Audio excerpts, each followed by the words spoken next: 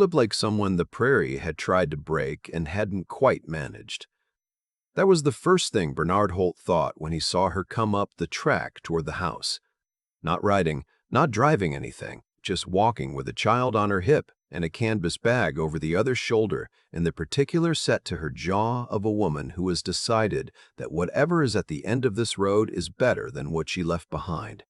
She was maybe 28, maybe younger if the last year had put years on her fast, which out here in the Saskatchewan grasslands in 1892, it usually did. The child was small, maybe 2, maybe 3, with a serious face and dark eyes that looked at everything with the solemn attention of someone who has learned early that the world contains surprises and not all of them are good. The woman's coat was wool, once good quality, now worn thin at the elbows.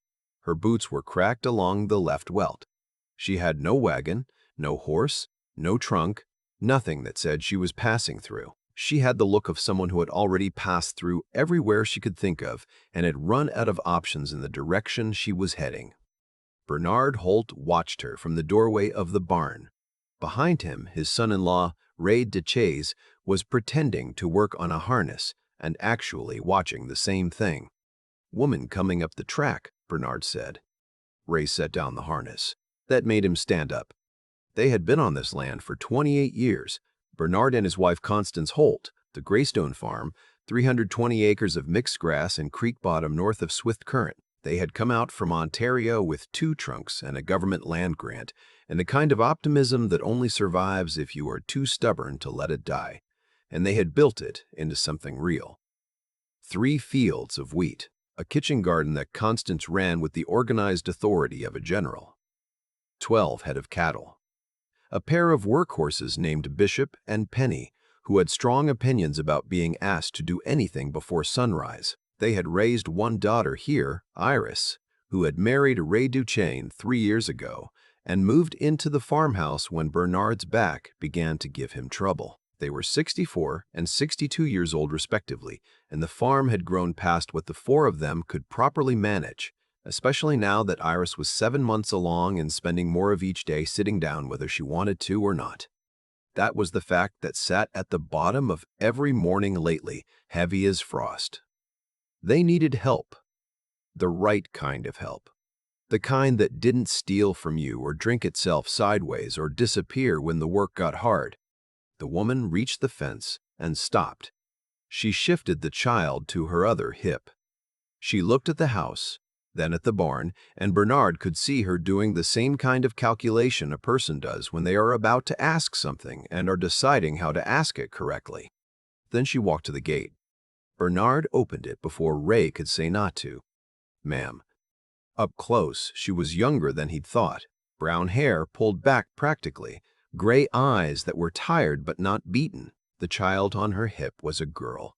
Bernard saw now, with the same gray eyes and a very small red mitten on one hand, and no mitten at all on the other, as though the prairie had made off with it somewhere along the way. "I'm sorry to bother you," the woman said. Her voice was steady, not performed steadiness, just a person who had decided that steadiness was the most useful thing she had left. "I've been walking from Moose Jaw. I can see you're running wheat and cattle both." She looked past him at the barn, at the fence line, at the near field. "Your east fence has 3 posts pulled by frost, and from here I can see your seed drill has a cracked disc on the second gang. You'll know that already, maybe, but it will skip rows if you try to run it come spring." She looked back at him. "I know grain farming. I know cattle, and I know horses, and I know how to put up a kitchen garden that actually produces. If you let me stay and work, I'll earn my place. Meals and a roof for me and my daughter. That's all I'm asking." Bernard looked at her. "In exchange for what?" he said. "That's it? That's your offer?" "That's my offer." From behind him, Ray came out of the barn and stood at Bernard's shoulder, and the woman's posture changed slightly. Not afraid, just more careful, the way it does when someone new enters the room, and you don't yet know where they stand. Ray Duchesne was the solid man, a quiet man, generally slow to judgment and quick to work, which Bernard had always considered the right arrangement. He looked at the woman the way he looked at machinery he was assessing. Thoroughly, Without hurry, "Where are you from?" he asked. "Manitoba originally, near Brandon." "How'd you end up in Moose Jaw?" A pause. "Honest. Following work, then not finding it." Ray's eyes moved to the child, to the missing mitten, to the woman's cracked boot. "Husband?" The woman was quiet for a moment. "Not anymore." Something moved across Ray's face. Not pity exactly, more like the recognition of a situation that needed no further elaboration. Bernard had his mouth open to say something measured and cautious, something about how they would have to think about it, about how they didn't know her, about the half-dozen ways this kind of arrangement had gone wrong for other people he knew. The word perhaps was on his lips. And then from the near pasture came a sound that cut through everything else cleanly, the way certain sounds do when they carry meaning that the body understands before the mind catches up. One of the workhorses, Penny, by the pitch of it, was making the sustained, carrying call of an animal in distress, not the ordinary complaint of a horse that wanted its breakfast. This was something else. The woman's head came up before either Bernard or Ray had moved. "That's a horse down," she said.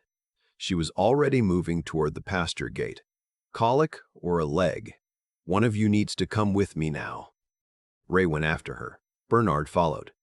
Penny was down in the far corner of the pasture, rolling in the slow, desperate way of an animal whose body is doing something painful to it. The woman reached the fence, went through it without hesitation, canvas bag still over her shoulder. Child sat down carefully on the safe side of the fence, with a look and a word that meant stay and was obeyed, and she crossed the pasture at a pace that was fast enough to matter and calm enough not to spook the horse further. She got down beside Penny and put her hands on the animal in the deliberate, reading way of someone who has done this before, many times in many different fields in many different kinds of weather.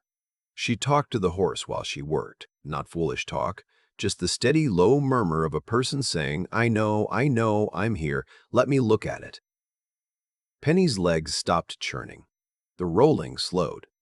"Gas colic," she said without looking up, not twisted. "Have you got linseed oil in the barn?" Ray said yes and went for it at a run.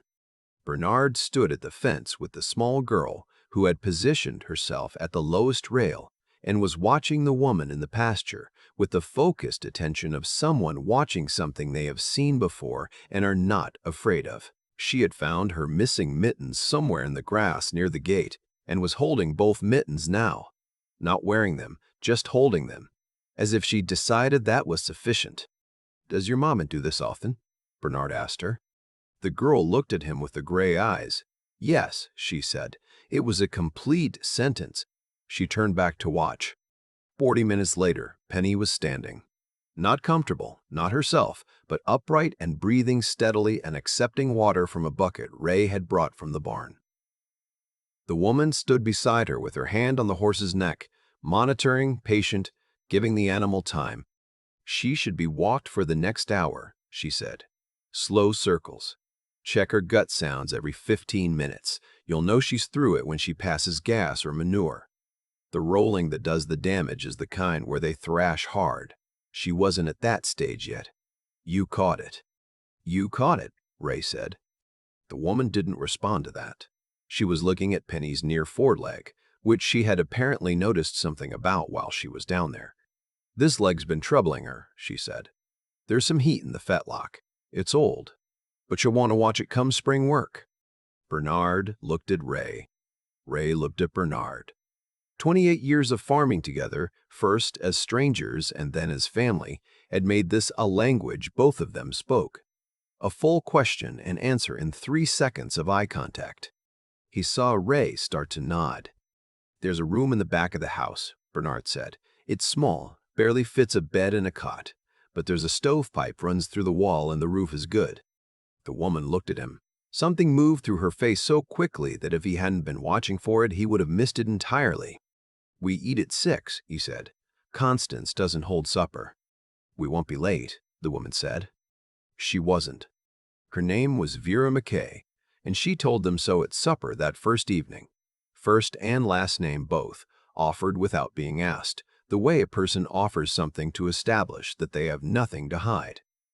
The girl's name was June Mackay, 4 years old in February, who ate her supper with methodical seriousness and then fell asleep in her chair with her spoon still in her hand and had to be carried to the back room by her mother, who came back to the table and helped Constance with the washing up without being asked, which Constance noted and said nothing about, which meant she had noted it very much.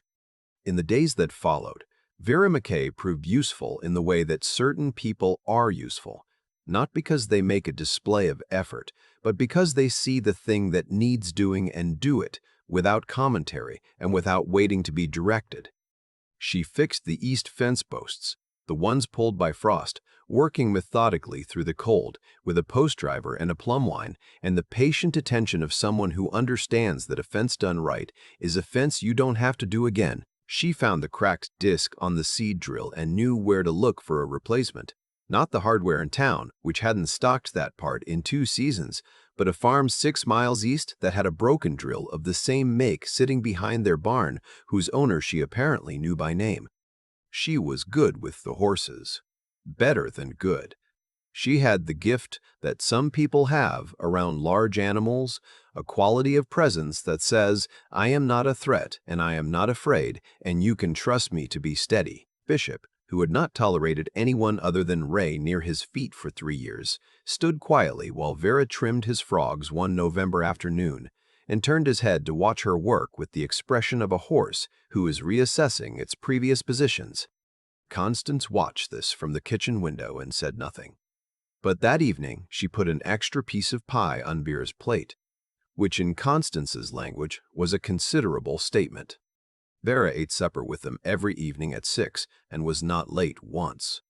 She was quiet at the table, not uncomfortably quiet, just the quiet of someone who listens more than she speaks and considers what she's heard before she responds. June talked enough for both of them, in the frank, unfiltered way of a 4-year-old who has apparently decided that this house is safe enough to be loud in, which Bernard found he didn't mind at all.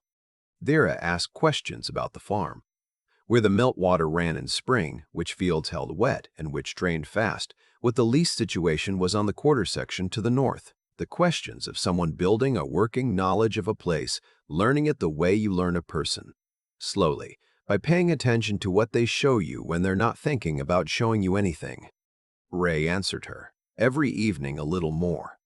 Iris, who had been watchful and careful in the way of a woman 7 months pregnant, who has had her share of the world's disappointments, began to stop watching and start talking, which Bernard thought was a better sign than any. But there was something about Vera that Bernard couldn't quite name. Not a wrongness. He'd known women with something wrong about them, women who helped themselves to things that weren't theirs, and Vera had none of that quality at all. She never went into any room she hadn't been invited into. She was honest to a fault. When she made a mistake on the seed drill repair, she said so immediately and corrected it. She was the kind of person you could trust with the key to everything and sleep soundly about it. It was the thing she didn't talk about. Not evasively, not the way people avoid a subject because it's criminal, more the way someone doesn't touch a bruise that hasn't finished healing. She had come from Manitoba. She had been following work. Her husband was not anymore. Those 3 things were the borders of a map she didn't invite you into, and you could feel, if you were paying attention, that the territory inside those borders was still too raw for the telling. One evening in December, when the first real cold had come down hard off the north and they were sitting after supper with the lamp turned up and the wind making the windows sound like an argument, Constance set down her knitting and said, Vera, what happened in Manitoba? Ray looked up from the almanac he was reading. Bernard watched the fire. Vera was quiet for a long moment.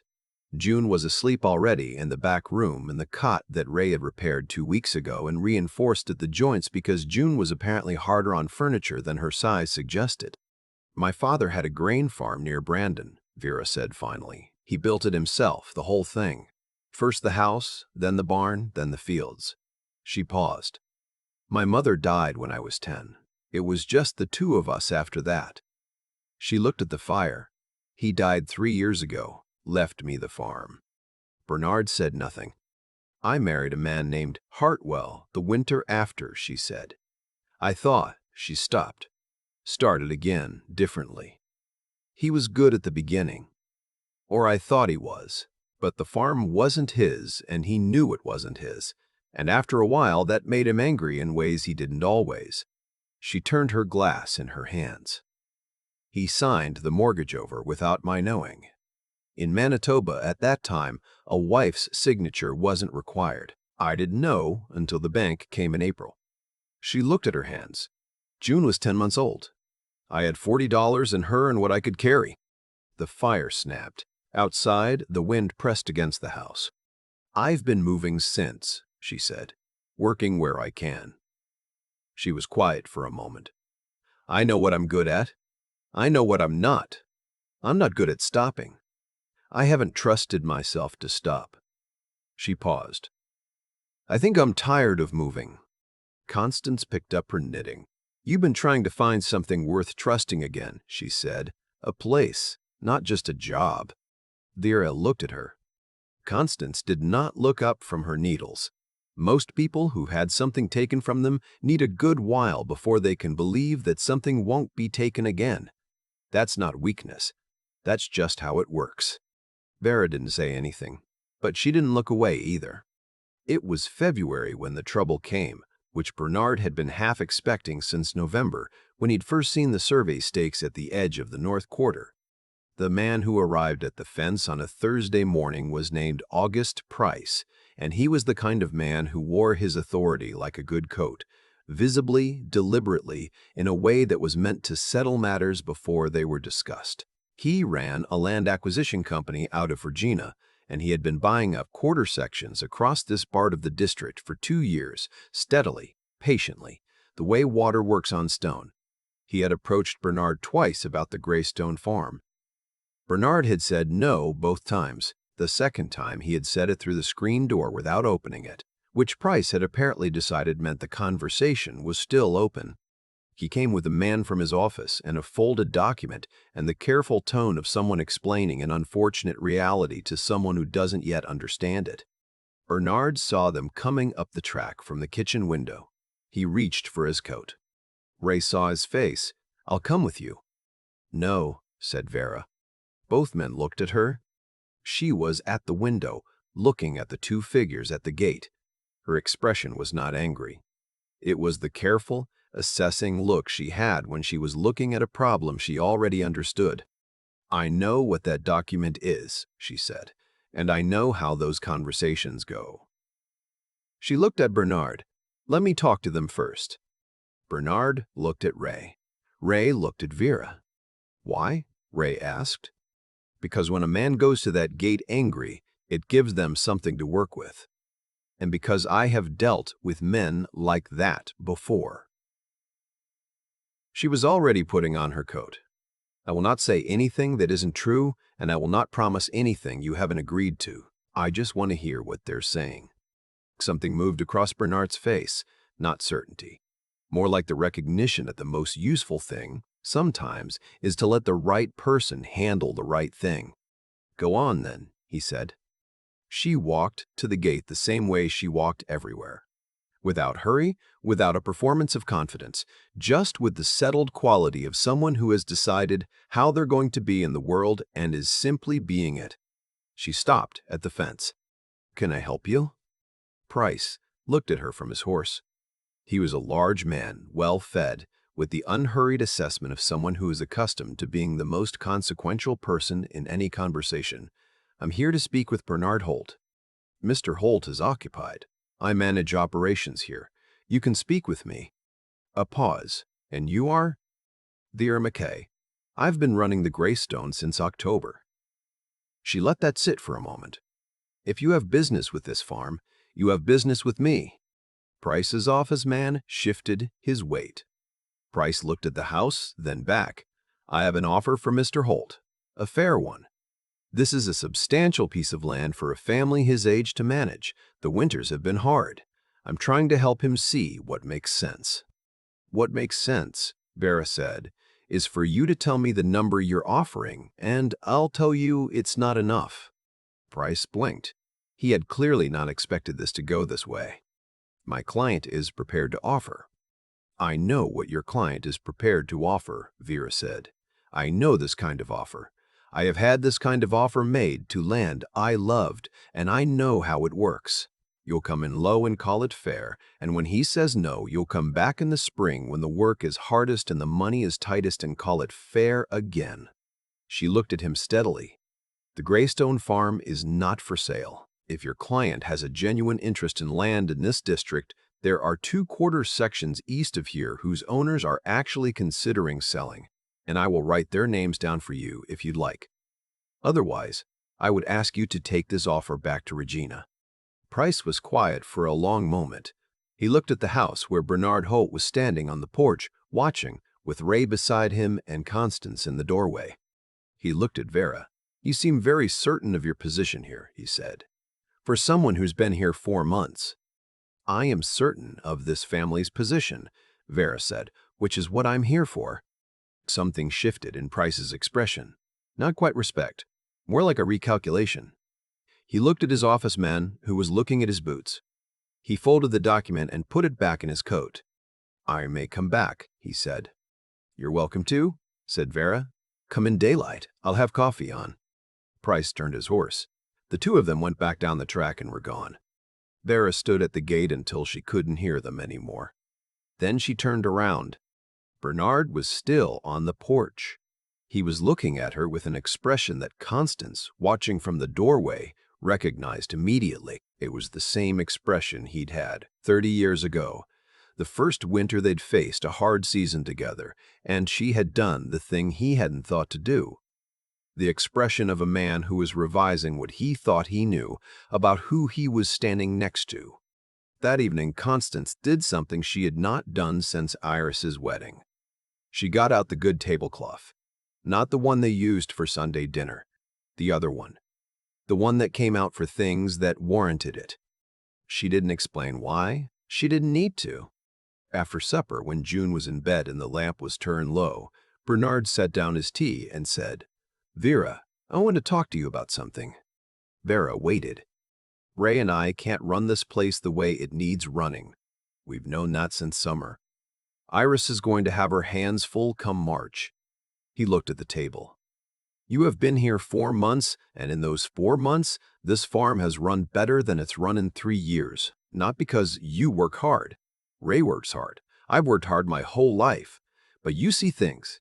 You think about the next problem before it becomes the current one.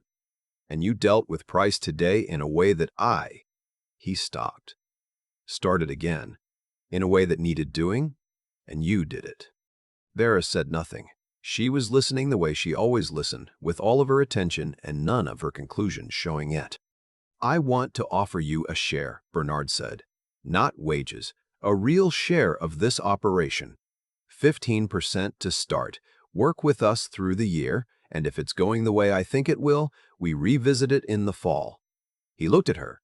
"There's a solicitor in Swift Current I trust. I'd want everything written properly, your name on the paper." Vera was quiet. "Why?" she said, and it came out the way it had been sitting in her, not as suspicion, but as genuine, careful bewilderment, as though the word why was the only honest response to something she hadn't let herself expect. "Because you're good," Bernard said, "and because you didn't have to handle Price today, but you did, and you did it without giving him anything to use against us, and because—" He paused. "Because this farm has been in trouble of the quiet kind for 3 years. Not money trouble, not bad weather, just the trouble of running out of people who care about it the right way. And I think you might be the right way." He said it simply, without performance, the way a man says a thing he has been thinking for a while and has decided is true. Vera looked at the tablecloth. She looked at her hands. When she looked up, her eyes were wet, and she didn't look away, and she didn't try to explain it or apologize for it. She just let it be there, because it was real, and she was done pretending that real things weren't real. "I'll earn it," she said. "I know you will," Bernard said. "That's why I'm asking." Constance stood up from the table and went to the kitchen. She came back with 4 cups and the good tea, the loose leaf, not the bags, because Bernard had forgotten to make tea for Vera and himself both, and some things didn't change in 30 years of marriage, and you simply worked around them. She sat down. She poured.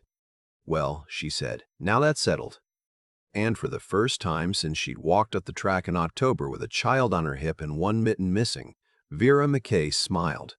It changed her face completely. June had her mother's smile. Bernard realized the same suddenness, the same sense of something long held finally being allowed to open.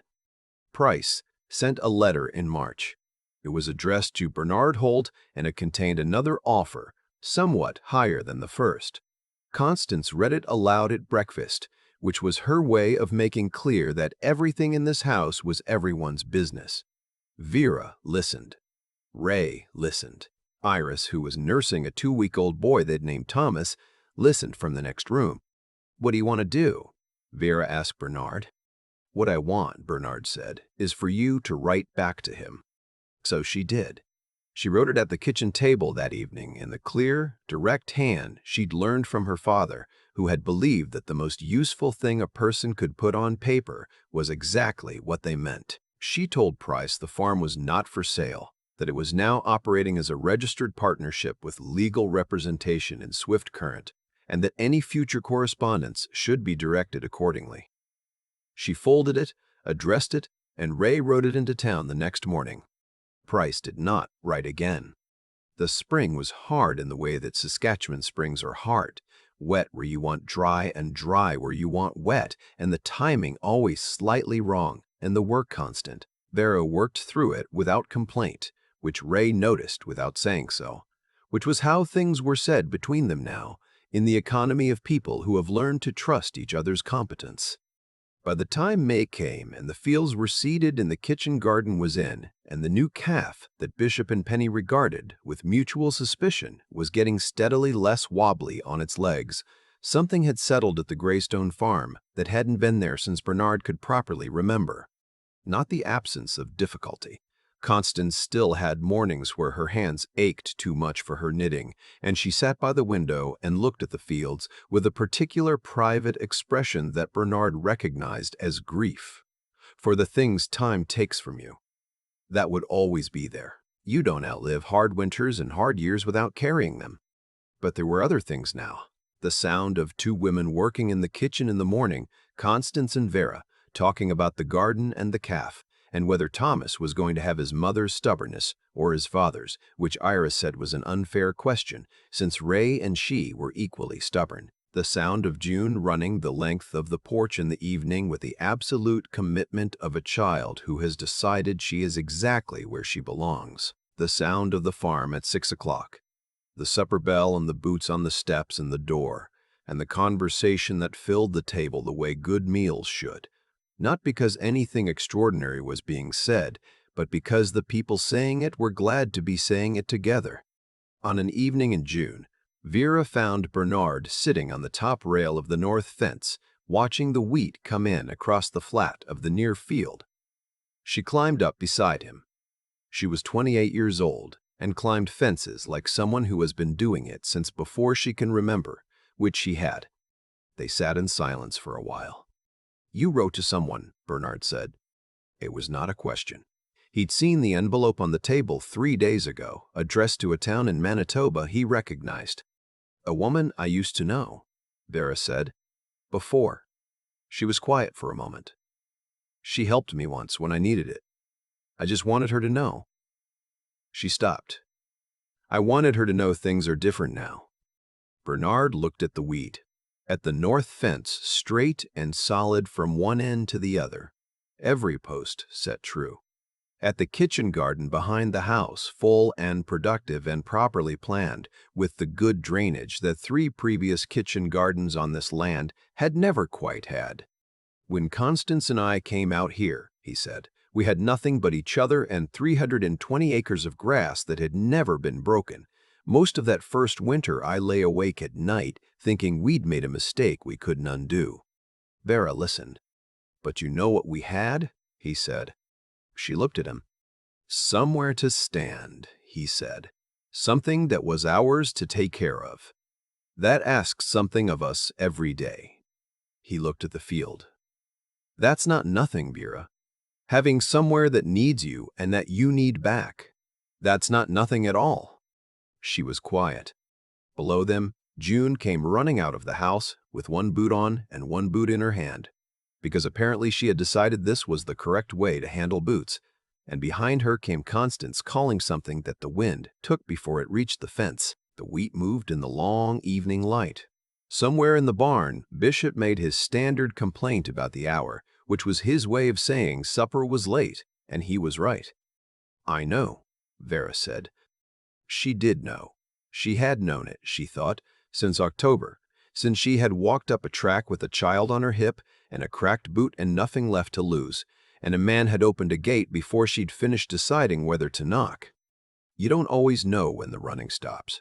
Sometimes you only know it when you look back and realize you stopped running a while ago, and the ground under your feet has been solid all along, and you have been too busy building something to notice that you already had somewhere to stand.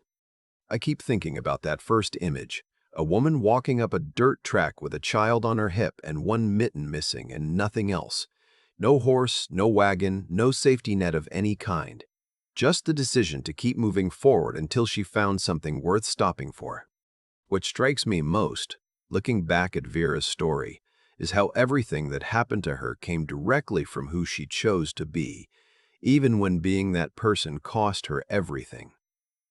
She didn't arrive at the Greystone Farm with credentials or connections or a letter of introduction. She arrived with honesty and competence and the quiet courage of someone who has been knocked down enough times to know that the only real answer to being knocked down is to get back up and do the work in front of you.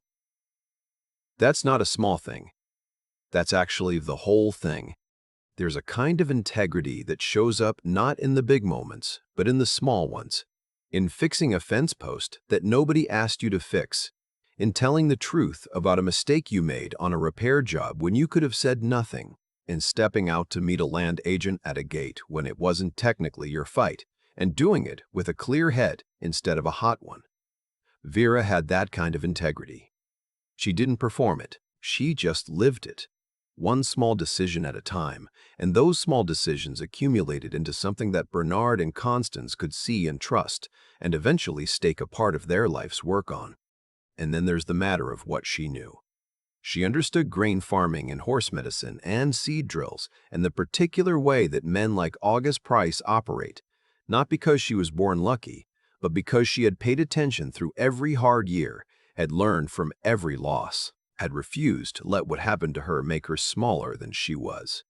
The knowledge she carried into that farm wasn't abstract, it was earned, the hard way.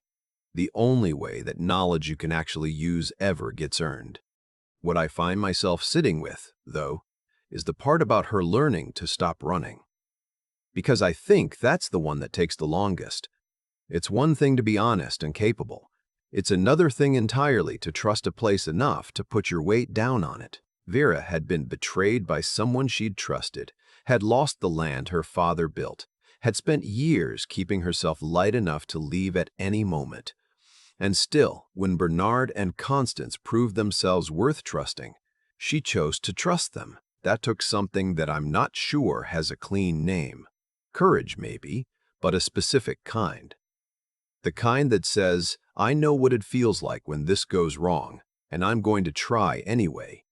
Because the alternative is spending the rest of my life passing two places instead of belonging to them. June knew it first, I think. Kids usually do. She put her mittens down in the grass and watched her mother work and said yes, simply, when Bernard asked if this was something she'd seen before. She wasn't afraid, and maybe that's because she'd been watching her mother be steady through everything, had absorbed it without knowing she was absorbing it. You don't always know when the running stops. Sometimes you only know it when you're standing on a fence rail in June watching wheat move in the evening light, and you realize the ground has been solid under you for a long time, and what you've been building while you weren't paying attention is a life.